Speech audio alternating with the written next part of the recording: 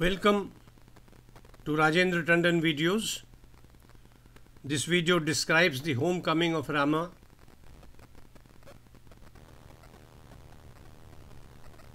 I have uploaded another video earlier, a long time back, where Rama describes Bharatvarsh to Sita from a height, sitting in the Pushpak Viman. Now they have landed nearby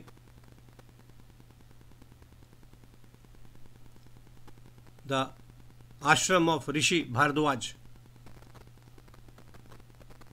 Valmiki has described this scene in very touching words.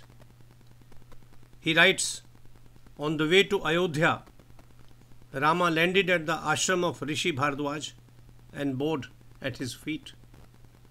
He inquired of the Rishi about the welfare of the news, about the people in that city. He wanted to know whether his mothers were well and whether Bharat had been taking good care of the people.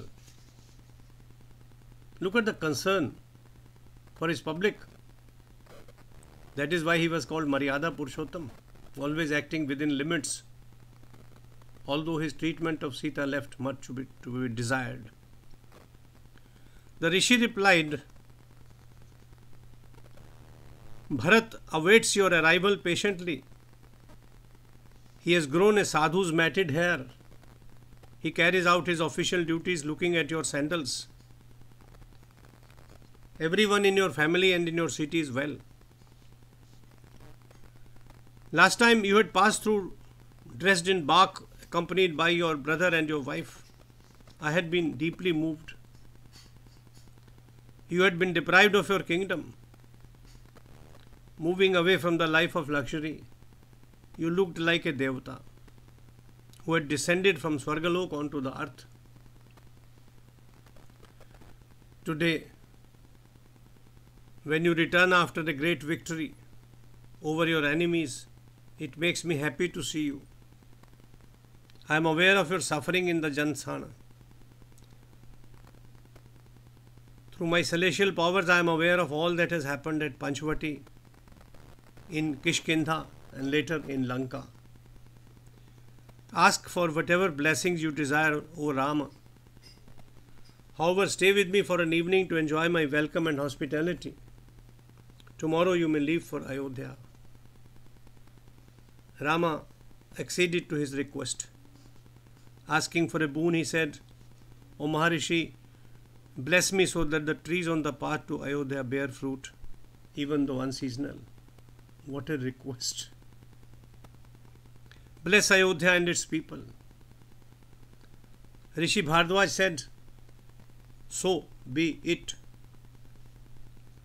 In Sanskrit we say, Tatha Astu, aisa hi hoga. The moment he uttered the blessing, the trees all along the route were laden with sweet and fragrant fruit, like the trees in Swargalok. They bore fruit without flowering. Some trees that do not bear fruit sprouted fresh flowers and leaves. The fruit and the flowers were enjoyed by the joyous Vanaras accompanying Ram. Meanwhile, Rama deputed Hanuman to visit Nishad Raj and Bharat in advance to apprise them of his arrival. He said, go to Ayodhya speedily. Find out the well-being of everyone in the royal palace. In Shringaverpur, call on Nishad Raj Guha and tell him that I am safe and sound. He will be delighted to learn his, because he is my friend. Guha would brief you about Bharat and lead you to Ayodhya with delight. When you meet Bharat, tell him that Sita, Lakshman and I have come back in good health. Tell him of all the incidents, including Sita's abduction and Ravana's death. Tell him that Rama, accompanied by the Rakshasa Raj Vibhishana, the Vana Raj Sugriva and other well-wishers, has arrived at Prayag. Mark Bharata's facial reaction when he gets this information.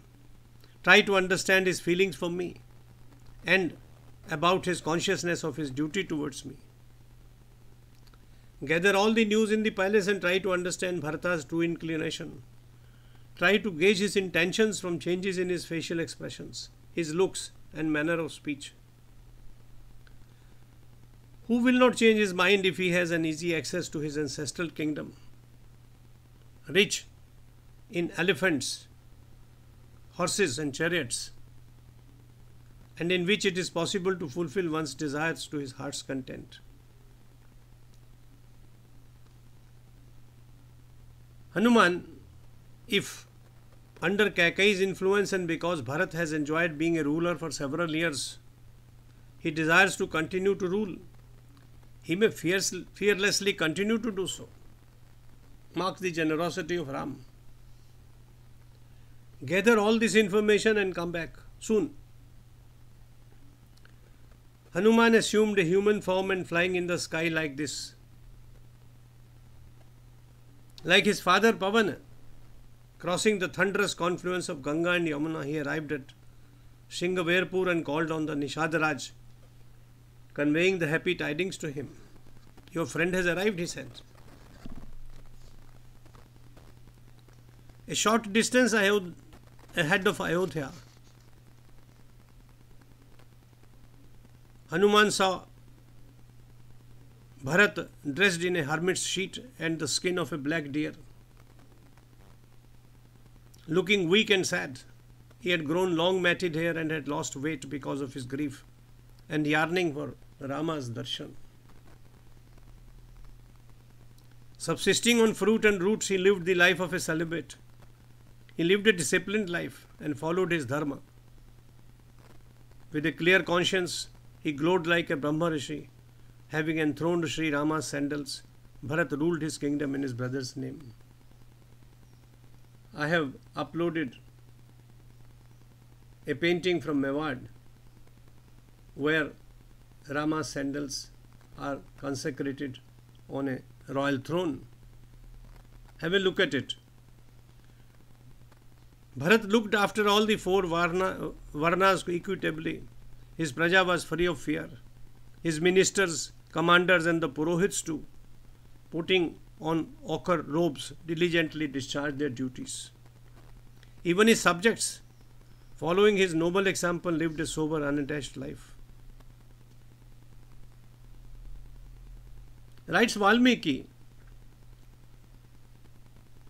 Hanuman approached Bharat and with folded hands and said, Deva, Sri Ram, of whom you have been thinking all the time, sends you his greetings and the news of his being in sound health.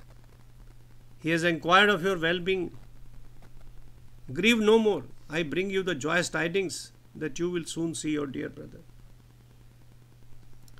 Having killed Ravana and conquered Lanka, Sri Ram, accompanied by the majestic Sita and the glorious Lakshmana and his other warrior companions, has reached Prayag. Hearing of this, Bharat swooned out of happiness and fell to the ground. Regaining consciousness, he stood up and warmly embraced Hanuman. His grief evaporated while his joy multiplied immensely. What language! What prose! Addressing Hanuman, Bharat said, Are you a devata or a human being who has arrived in order to oblige me? Saumya, how do I reward you for the happy message? It is several years since my master Sri Ram went into exile. Today, the saying that a human being is alive will attain happiness at some time or the other sounds true. Saumya, please narrate how Sri Ram came into contact with the Vanaras and what all transpired during his years of absence. A dedicated Hanuman narrated the events of Rama's life as he was aware of it in detail. Concluding the narrative, he said, At the moment, Sri Ram is spending the night at the Bhardwaj ashram near Prayag. Tomorrow in the Pushya Nakshatra, you will have his darshan. A delighted Bharat bowed with folded hands and said, I have attained what I had longed for since long. Jai Shri Ram. Jai Shri Ram. Jai Shri Ram.